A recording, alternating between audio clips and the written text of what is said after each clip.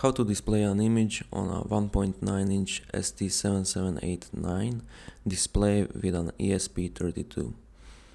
I'm using the IPS display module, an ESP32 and a USB cable to upload it.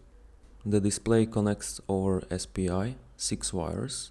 MOSI goes to GPO23, SCLK to 18, CS to 5, DC to 2, RST to 4, and the backlight goes to 21. Power from 3.3 volts and ground.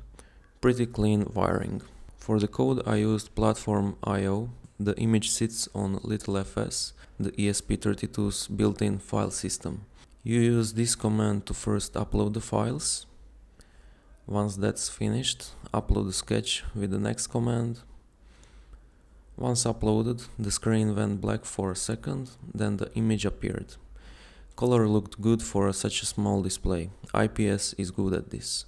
Full sketch and wiring are on GitHub. Link is in the description. I wrote up a few notes on the setup on my website as well. Link is below.